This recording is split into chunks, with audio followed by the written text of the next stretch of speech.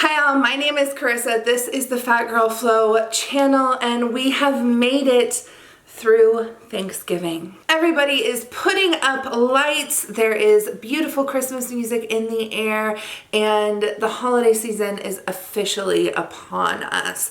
Maybe like me, you are dreading it just a little bit. I've had some kind of tough holiday seasons and I want to talk to you about how you can manage some of those really rough parts of the holiday season, including how to handle diet talk from family during holiday meals, during Zoom calls now, and of course how to take care of yourself and not feel ashamed of your amazing fat body this holiday season. This holiday, I want you to take care of yourself. The holidays are absolutely something that you deserve to enjoy. So let's talk about how to do that. I kind of hate winter, but I do really love Christmas and the holiday season. I love all of the lights and I love crafts and I love my mom's sugar cookies, specifically when she makes extra icing for me to put on them. That is the best. Part of why I want to talk about this with all of you is because in the last 10 years, and I know that sounds like a lot of time, but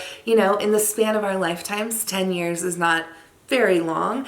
My family has really changed our entire dynamic around food. There isn't much diet talk at family functions and I feel just really safe and whole and welcome when I'm with my family. And like I said, my mom makes me extra icing for my cookies and there's not a lot of judgment around food and around bodies and stuff in my family anymore. That doesn't mean that we didn't struggle with that for a very long time. That I had to be very vulnerable in a lot of conversations and I want to share how to do that with you. I know that we can help each other have an incredible holiday where you stand firm in your boundaries and you have new skills to help you kind of combat whatever your friends, family, siblings, whatever are bringing at you. The most important thing that we're going to do and that we will continue to come back to is remembering what our values are for ourselves during this holiday season. Is it time with family? Is it rest? Is it food? Is it just like loving your body and doing a bunch of self-care? You get to decide what it is you value and what is worthy of your time. Is that Zoom meeting with your cousins really going to give you that like sense of family and familiarity that you're looking for? Or is it just gonna kind of make you feel crummy? You get to decide and you get to say that you can't make it if you don't want to. There is no need to lie or make up excuses. You can just say, I can't. It doesn't fit in my schedule. So many of us are without the extended family obligations this year. And that's a really great time to kind of look at what that means for you. It can finally be your breakthrough moment where you get to make the holiday meet your needs. You want to listen to what you're feeling and decide if it's something you really want to participate in. This holiday season, you get to have boundaries, and hopefully every holiday season following. You get to have boundaries. You are worthy of expressing your boundaries and you are worthy of expressing what it is that hurts you. Your pain, your safety, your feelings, and your commitment around valuing your body are all worth respect and you get to have boundaries wherever you need them. When I stand up for myself, it helps me to remember that I am the one who gets to make the choices for my own wellness. When I refuse to be around people who speak negatively about my body, that reinforces those boundaries and reinforces my love for myself. If you grew up with a lot of fucked up body image stuff and fat shame, your family is likely still expressing that in their current relationship with you. This can be super unhealthy for us both mentally and physically. Guilt and shame have a massive impact on our well-being. Sometimes commenting, even positively, on someone's looks can have an unintended negative impact. There are several ways you can fight back when someone really isn't respecting your boundaries around diet talk or weight loss or being kind about bodies. The first is simply leaving the room. That is always an option. You can leave the room. You can get up from the dinner table. You do not have to excuse yourself. You are allowed to leave whenever you choose. You can always ask for people to talk about topics other than diets, food, and body image. This can be politics, TV, anything. There are so many topics in the world. Just pick one. Another way to fight against this is calling out fat phobia when it doesn't involve you. I have really found that speaking up for other people, both in my family or maybe someone's just talking about an actress on TV, I have found that expressing my feelings about other people has helped me kind of get the language around how I want to express my boundaries for myself. So if I heard someone talking about how an actress got so fat, it's a lot easier to stand up for that actress sometimes than it is to stand up for ourselves. So how do you handle yourself when everything starts to resurface and old patterns of fat phobia appear in your relationships? Make a plan for how you are going to handle these holiday festivities. Can you send your family a text asking to maybe not bring up certain things during dinner? Maybe you ask that there be no talk around being fat, that it's a holiday centered on eating, and you just want to enjoy it without any commentary about changing your body. Try writing down 5 statements about yourself that remind you how awesome you are. The goal is not to say what you wish you believed, but to believe it and build up your armor against that fat shaming, diet culture, and discrimination. Write them out, keep them on a little note in your pocket. Create a self-care list and have a good friend on speed dial who's ready to chat at any time. Taking time to plan out what you're going to say or think through scenarios is really essential for these kind of gatherings. It can just quell your anxiety just a little bit so that you can make it through. Let's talk about how to handle the dreaded diet talk. A lot of times this comes out just as idle chatter.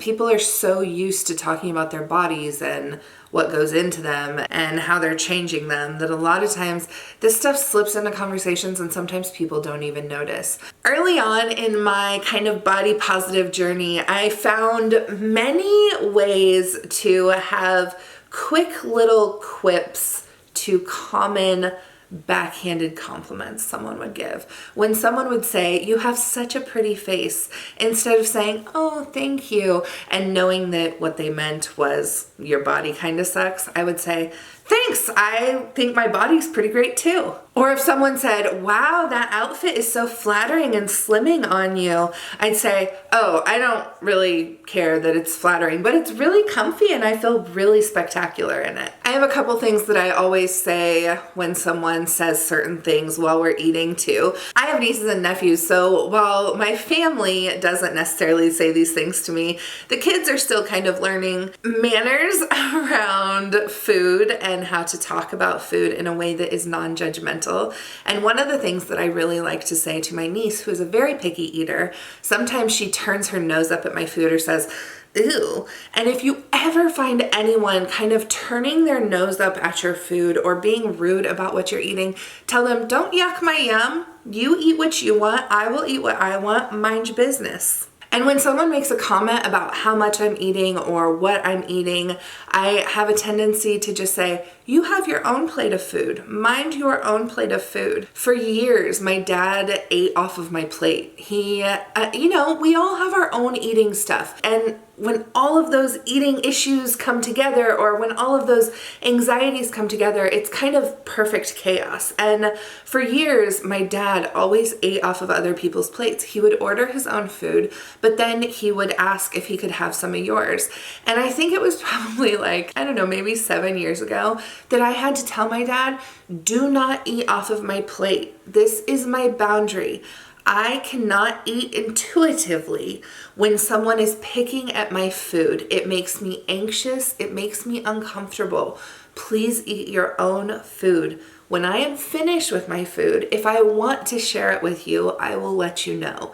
That is not an easy conversation to have. It's probably, it might not be one you want to bring up at a holiday meal, but it has been so beneficial for me and my dad and eating together. It has really changed the dynamic and I feel so much less anxious around food with him now. I know that I make it sound easy, but I do realize that this is maybe the hardest thing to deal with, because it is really putting yourself out there and saying, this is something that's really difficult for me to talk about, and I am vulnerable and raw here, and you're just hoping everyone will accept it. It's also really important to remember that sometimes family won't receive things well, and you don't have to forgive people who don't receive your boundaries well. You are allowed to be angry, you are allowed to be hurt, and you are allowed to put up stronger boundaries with them. You don't ever have to accept an apology, especially when your safety is at risk.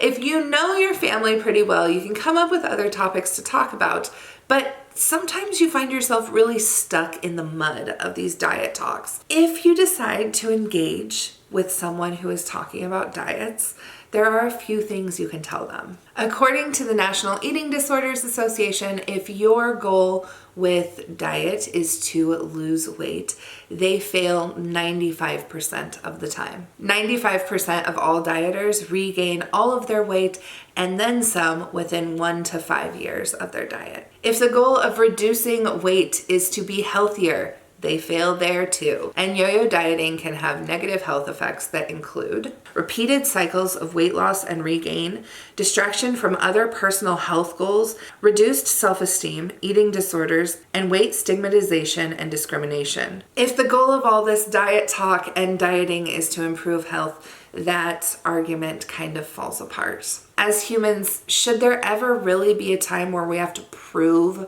that we are worthwhile and worthy of respect? You can't respect someone while simultaneously telling them that they don't know what's best for their body. Here is what you should not say at these family gatherings. You are not required to talk about your health with anybody. Ever. Your family's health goals, objectives, ideas about health are likely going to be vastly different from your own. Most of us have different ideas of what healthy is for us. You are worthy of love and respect in the body you have right now. You do not have to justify yourself to anybody. Nobody is obligated to be healthy for another person. There are plenty of people who were born unhealthy, are going to be unhealthy for the rest of their life, and they are living happy, fulfilling, abundant lives. You do not have to talk about your eating disorder with your family. You are allowed to stop and start that conversation wherever you want. You can say, I have an eating disorder and this makes me uncomfortable. And that's all the information you have to give. You get to decide what you talk about, and you have no obligation to anyone to divulge more about your health or your health history than you want to. So, what have we learned today? We are going to honor our values, stand firm in our boundaries, make a plan, combat diet talk, and feel no obligation to justify our health to anybody. I believe in all of us. I believe that we can help each other get through this holiday season and every holiday season beyond this. I'm going to put some links in the description box down below. There is a link to a blog post that I wrote about how to have really hard conversations with family members during the holidays about eating disorders and about diet talk. I also really encourage you to make that list about things that are wonderful about you, because you deserve that. Remember that you are an absolutely perfect expression of yourself in this moment, and that we can get through absolutely anything. Until next time, please make sure you like, comment, and subscribe, and I will see you then. Happy holidays!